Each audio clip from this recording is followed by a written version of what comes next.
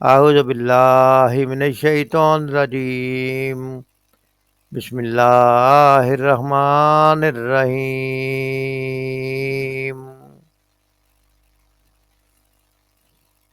الذین آتیناہم الکتاب یعرفونہ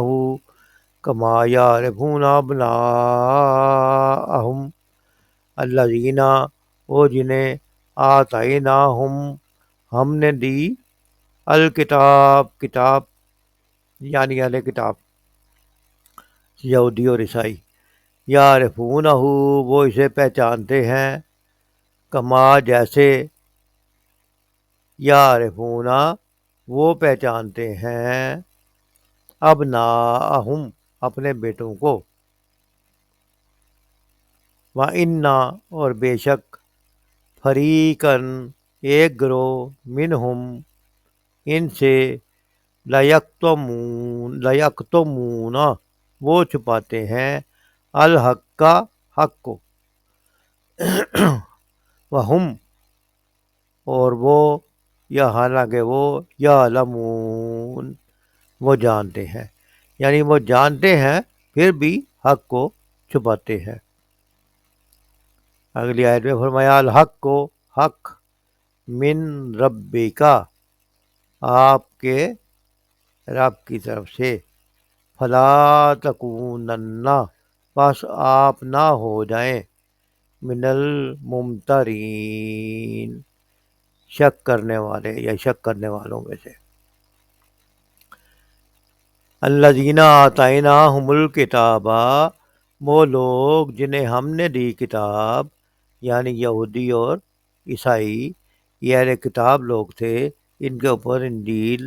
تورات نازل ہو چکی تھی حضرت موسیٰ علیہ السلام حضرت عیسیٰ علیہ السلام کے ذریعے سے۔ یعرفونہ کما یعرفونہ ان کتابوں میں نبی صلی اللہ علیہ وسلم کی نشانیاں آ چکی تھی اور قبلے کی نشانیاں بھی، قبلے کا مطلب بھی انہیں پتہ لگ چکا تھا، تو دونوں صورتوں میں وہ جانتے تھے یعرفونہ کما یعرفون ابناہم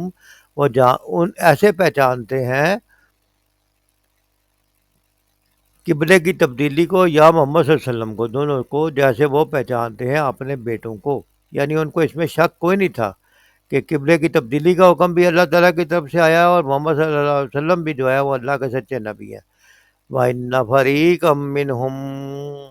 اور بے شک ان میں سے ایک گروہ ایسا ہے جو لَيَكْتُمُونَ الْحَقَّ البتہ حق کو چھپاتے ہیں وَهُمْ يَعْلَمُونَ حالانکہ وہ جانتے ہیں، یعنی کہ وہ جانتے بوجھتے ہوئے علم رکھتے ہوئے بھی جان بوجھ کر حق کو چھپاتے تھے اور حق کو ظاہر نہیں کرتے تھے۔ ان کو علماء جو کتاب کے عالم تھے وہ جانتے تھے کہ نبی کے وسلم جو ہے وہ سچے نبی ہیں۔ اگلی آیت کا فرمایا الحق من ربک کہ یہی حق ہے تیرے رب کی طرف سے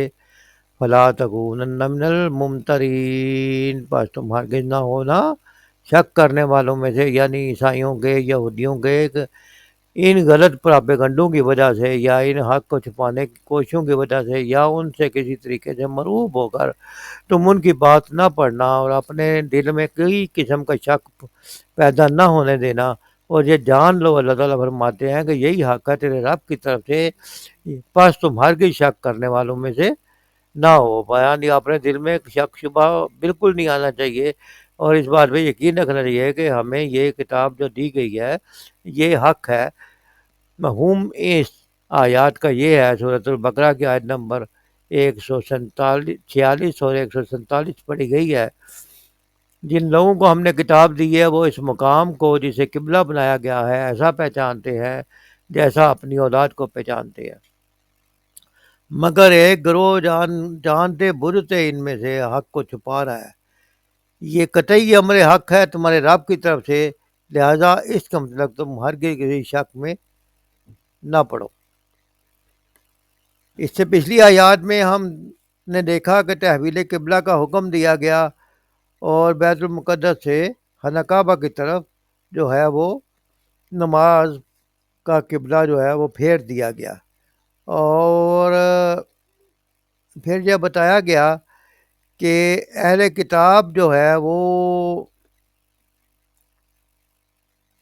کبھی بھی آپ کے قبلے کی پیروی نہیں کریں گے۔ لہذا جب وہ ہمارے قبلے کی پیروی نہیں کریں گے تو وہ ہم مسلمانوں کے دلوں میں مختلف طریقوں سے شک و شبہ پیدا کرنے کی کوشش کریں گے۔ یہاں پہ مسلمانوں کو پکا کیا جا رہا ہے کہ ہرگز شک میں نہ پڑنا، اور یہ یقین رکھیں کہ یہی حق ہے تیرے رب کی طرف سے۔ سید مودودی رحمۃ اللہ علیہ اس کی آیت کی تفسیر میں لکھتے ہیں کہ یہودیوں اور عیسائیوں کے علماء حقیقت میں یہ بات اچھی طرح جانتے تھے کہ کعبے کو حضرت ابراہیم علیہ السلام نے تعمیر کیا تھا، اور اس کے برعکس بیت المقدس اس کے 1300 سال بعد حضرت سلیمان علیہ السلام کے ہاتھوں تعمیر ہوا اور انہی کے زمانے میں قبلہ قرار پایا۔ اس تاریخی واقعے میں ان کے لیے ذرا برابر کسی شک و شبہ کی گنجائش نہ تھی، اس لیے وہ جانتے تھے کہ اصل قبلہ جو ہے پہلے حضرت ابراہیم علیہ السلام کے زمانے کا کعبہ شریف تھا، اور حضرت سلیمان علیہ السلام کے زمانے میں یہ بیت المقدس کی طرف ہوا، اور اب اگر واپس قبلہ جو ہے وہ کعبہ شریف کی طرف کر دیا گیا ہے تو ان کو اس معاملے میں کوئی شک شبہ نہیں تھا کہ یہ اصل حالت میں واپس پہنچ گیا۔ حضور صلی اللہ علیہ وسلم کے بارے میں یہود کے اناج کے متعلق الذین آتیناہم الکتاب سے بتایا جا رہا ہے کہ یہ یہودی اور عیسائی رسول صلی اللہ علیہ وسلم کے ساتھ اپنا اناج رکھتے تھے، وہ اچھی بات جو ہے وہ چھپاتے تھے، اپنی بات چھپاتے تھے، صحیح بات اور غلط بات کا پروپیگنڈا کرتے تھے، اور ان کی کتابوں میں یہ صاف لکھا ہوا ہے کہ ایک نبی آخر زماں آئیں گے، ان کی صفات اور بشارتیں یہ اور یہ ہوں گی۔ وہ تمام صفات، نشانیاں، صفات انہوں نے جو کتابوں میں درج تھی ان میں اچھی طرح وہ سمجھ گئے تھے، پہچان گئے تھے کہ یہ وہی نبی آخر زماں ہے، لیکن ان کو دھچکا اس بات کا لگا کہ بنی اسرائیل میں سے یہ نبی نہیں آئے بلکہ بنی اسحاق میں سے آئے ہیں، تو ضد و عناد اور حسب اور تعصب کی وجہ سے انہوں نے آپ صلی اللہ علیہ وسلم کو اللہ کا رسول ماننے سے انکار کر دیا، اور ان تمام پیشین گوئیوں کو جو ان کی کتابوں میں موجود تھی چھپانے لگے، یوں ظاہر کرنے لگے جیسے وہ پیشین گوئیاں انہوں نے پڑھی ہی نہیں۔ اس طرح در حقیقت اہل کتاب نے رسول اللہ صلی اللہ علیہ وسلم کو بھی پہچان تو لیا، اور بعض اہل کتاب آپ پر ایمان بھی لے آئے، مگر بعض باوجود یہ کہ آپ کی رسالت کو خوب جانتے تھے مگر چھپاتے تھے، حالانکہ یہ ہمیں واقعی من اللہ ثابت ہو چکا تھا۔ اس بات کا ثبوت یہ ہے کہ حضرت عبداللہ بن سلام جو اسلام لانے سے پہلے یہود کے زبردست عالم تھے، انہوں نے حضرت عمر رضی اللہ تعالیٰ عنہ کو بتلایا کہ حضور صلی اللہ علیہ وسلم کو ہم بیٹوں سے زیادہ پہچانتے ہیں، آپ کی صفات اور علامات ہماری کتابوں میں موجود ہے، اور آپ کو دیکھتے ہی ہم نے پہچان لیا تھا کہ آپ نبی بارک ہیں، لیکن پھر ان کے علماء نے اپنے عوام سے ان تعلیمات کو خفیہ رکھا، اور ان کے عوام نے بھی ان کے خواص نے ان کا انکار کیا، اور پھر عوام میں سے بھی کچھ لوگ ان پر ایمان لے کے آئے گئے جن کی اچھی خاصی تعداد تھی جنہوں نے نبی صلی اللہ علیہ وسلم پر ایمان لایا، لیکن کچھ پھر بھی ہر دھرمی پر قائم رہے۔ اللہ تعالیٰ سے دعا ہے کہ اللہ تعالیٰ ہم کو اور تمام امت مسلمہ کو اپنے دین اصلی اور ملت ابراہیمی اور اپنے قبلہ پر قائم رہنے، اپنی شریعت، اپنی کتاب اور نبی صلی اللہ علیہ وسلم کی سچی عزت، عظمت اور محبت اور اتباع نصیب فرمائے، اور اپنی یا دوسروں کی نفسانی خواہشات کے اتباع سے بچنا نصیب فرمائے، آمین یا رب العالمین۔ ہمارے لیے اس میں سبق یہی ہے کہ یہود و نصارہ کا پراپیگنڈا سے متاثر نہ ہوں، اپنی تعلیمات پر اعتماد رکھیں، اور یقین رکھیں کہ الحق کو میرے رب کا، یہی حق ہے تیرے رب کی طرف سے، اور ہمیں حکم یہی ہے کہ تم اس میں ہرگز کسی شک میں نہ پڑنا۔ اللہ تعالیٰ ہمیں بہتر عمل کی سمجھنے کی توفیق عطا فرمائے، وما علینا الا البلاغ۔